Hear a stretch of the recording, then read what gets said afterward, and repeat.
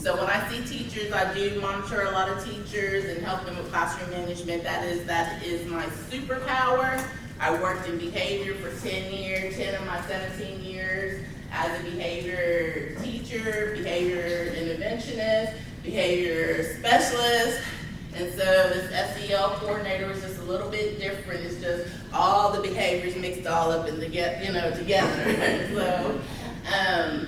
So that attention signal, and if you see a teacher that their classroom is just all, and they're doing the countdown at 5, 4, 3, 2, 1, that really doesn't even work with their own kids at home, okay? Because they're still running around, And so I need you to command back to me, because if I say, hey, this is a real lockdown, I've gotten your attention. Hodges? Class. Hodges? Class. And so when somebody else walks in and they see you doing it that's new to the group, they catch on quickly. So I don't have to do a whole new reteach until I get some more, more than just a couple kids that come in. And so let me ask you this question, and I want you to talk to your group. I want you to talk about your favorite teacher in your teacher's name in elementary school. Go.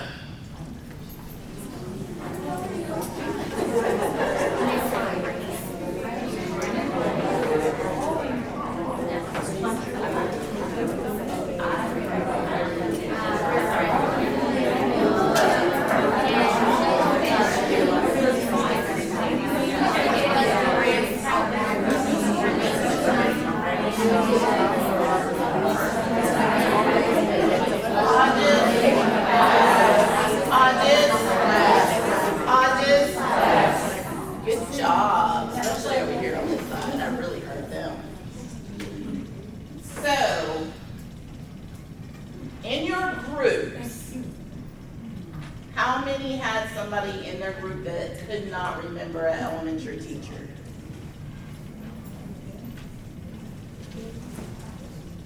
That's 1, 2. Was it just 1 or was it 2? Just 1? 3. So both of y'all. Okay, see that is very uncommon. I cannot remember an elementary teacher, a principal's name, or anything. And so let me explain why. The dynamics. I was being adopted by a white man. We're talking early 70s, up in Virginia. That was married a black woman in a school that was all white. About how long after segregation really kicked in, it was really going.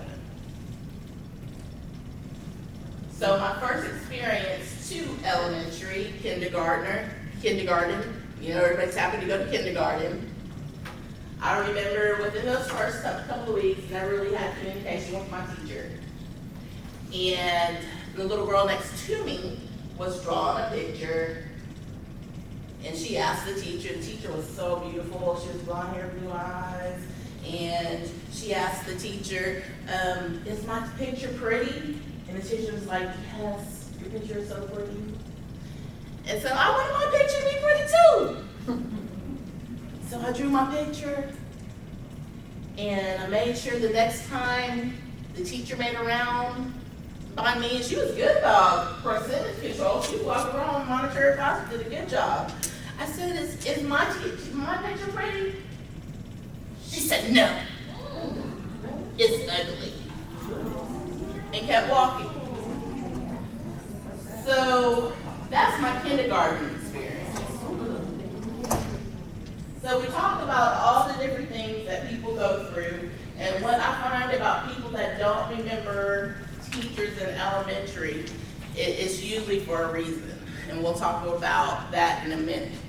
So as I go into first and second grade, and let me go ahead and tell you, I was held back 2 times in elementary school. Technically 3 times, because my mom fought the 3rd time because I would have been like 35 graduation. So my dad was an abusive alcoholic. He worked for NASA, not NASA, I mean the Pentagon. Arlington, Virginia is about 15 minutes from Washington, D.C. And we had all kinds of crazy stuff that you'll have to read that book when it comes out. But anyway, all kinds of crazy stuff. But one night he was up with me, playing with me. And sometimes he was a really fun dad. But he had fell back in the chair and his eyes rolled back and he had an aneurysm and he died. And I tried to wake him, Dad, quit playing, Dad, wake up. And so when I realized that he wasn't gonna wake up, I went and got my mom, and sure enough, he had died. So let's fast forward. When I was in school, I didn't do it. I mean, after kindergarten experience, I wasn't working for anyone. And this is the thing. Nobody called my mom to say nothing. Nobody called me in to talk to me and say, hey, what's going on with these grades or what's going on. Nobody. They let me fail. They were gonna do it 3 times. And so, when we think about responsive services, somebody read the purpose of responsive services. Y'all know the contingent, so I'm not going to go through the contingent, but I'm highlighting responsive services and why it's so important. What's somebody say? Thank you, please. The purpose of responsive services is to intervene on behalf of students whom immediate personal concerns or circumstances put their continued educational, career, personal, and social development at risk. Based on the level of need, responsive services may be preventative, remedial, or crisis oriented. I took this straight out of the comprehensive counseling guide for Texas. That's just a picture I just took out of there. So some of the things that we pulled in, and so I want you to go ahead with your table real quick and diagnose Dr. Tyra Hodge, because everybody already knows she was crazy a little bit. And so go ahead and diagnose some of the things that should have been done as far as being responsive to somebody, 1, that had already been retained, 2, that wasn't learning. So talk to your table, go.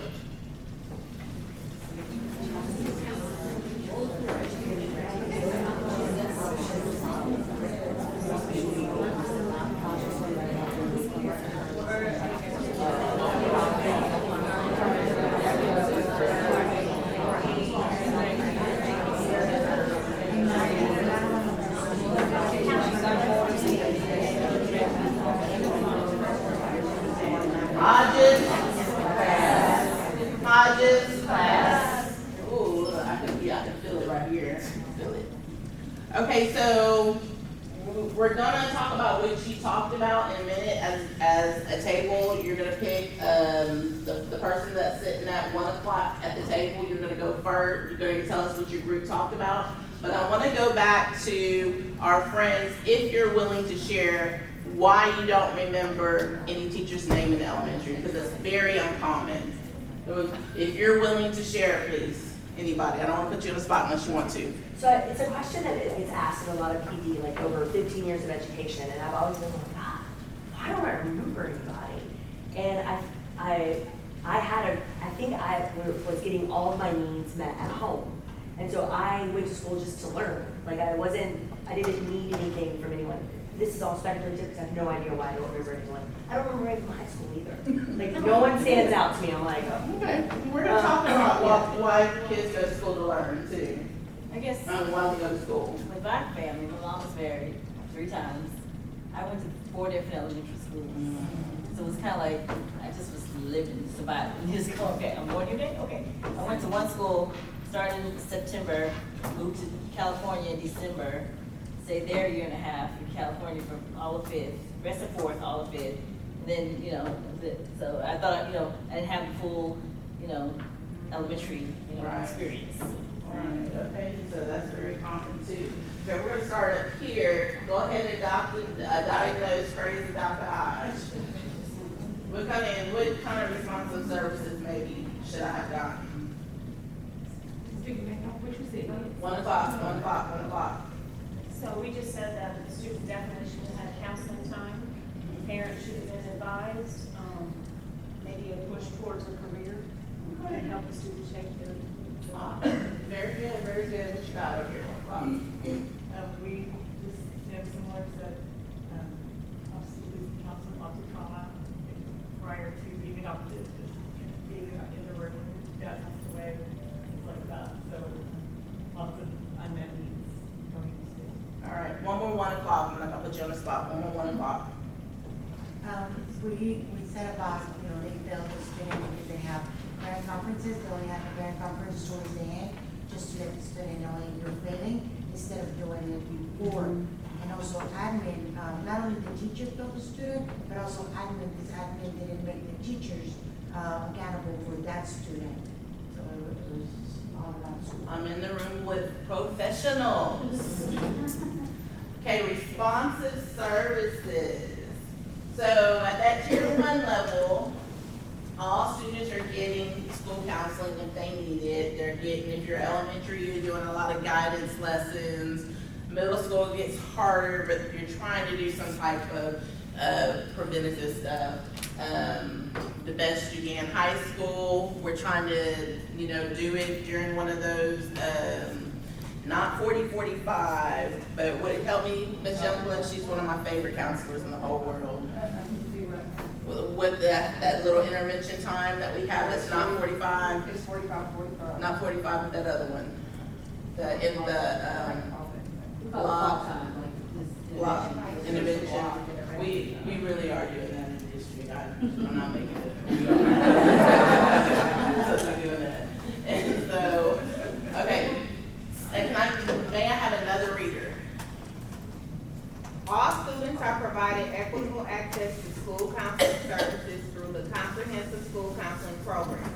The purpose of the responsive services component is to intervene on behalf of those students whose immediate personal circumstances, concerns, or problems interfere with their healthy, personal, social, educational, and career development. Okay, so now, the question are, what are some of the key words that are sometimes overlooked by school counselors, principals, and teachers that are in that? I'm gonna come to the 1 o'clocks back here. 1 o'clocks back, any 1 o'clocks back here can answer.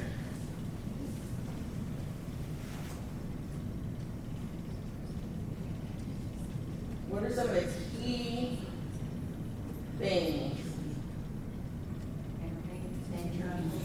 Intervene, yes. Y'all can help your 1 o'clock out. I'm not sure if I'm a 1 o'clock, but for me, that word equitable jumps out. Equitable, okay, what made that look like? Because it's not the model shouldn't be one size fits all. Every kid should be given what they need to be successful. Yes, ma'am, yes, ma'am. And so, which I didn't find out until I was an adult, was that I was dyslexic. Okay, so, back in the back, our person that was actually an excellent student, she told us what she came to school for. Now, with our population in Cleveland, and with your population and how things changed after COVID, why do some of our students come to school? So we already had one answer from the back of the room, it was to learn, ma'am. To get meals. Just a couple of weeks ago, student for years I've been working on and off with, often at DAP. He was under influence. We had to call EMT to come get him. And he was like, I robbed the store and he had candy falling on the floor. I was like, so you robbed the store for candy? I said, let's change that word, you stole from the store. And so what he had disclosed to me was that it was his turn to steal from the store. This is a 16 his turn to steal up from the store because there wasn't any food at home. Okay? And so with me, I'm gonna check everything out. I've learned I don't, and so I did a pop-up home visit.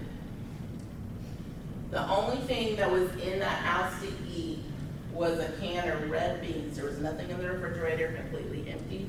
There was nothing in the freezer.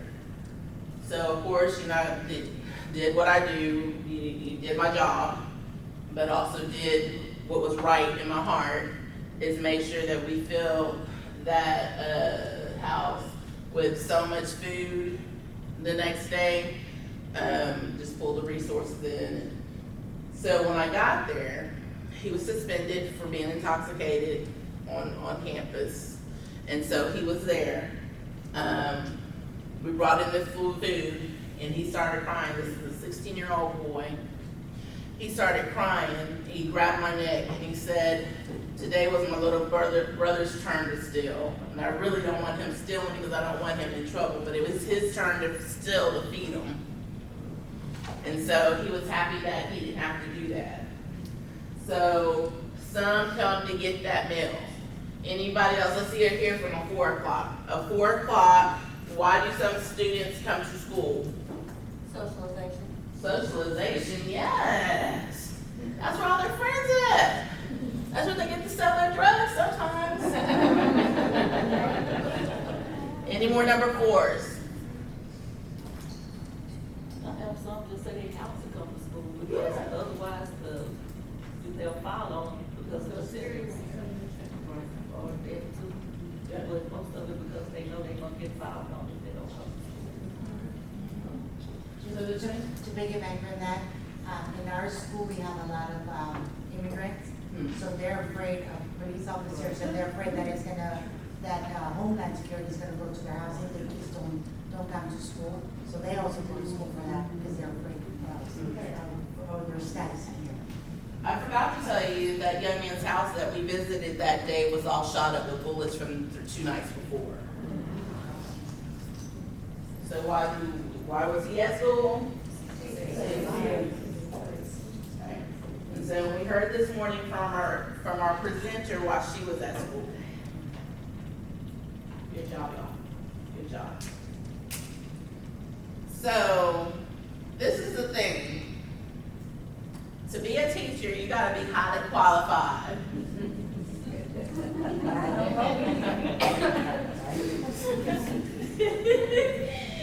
So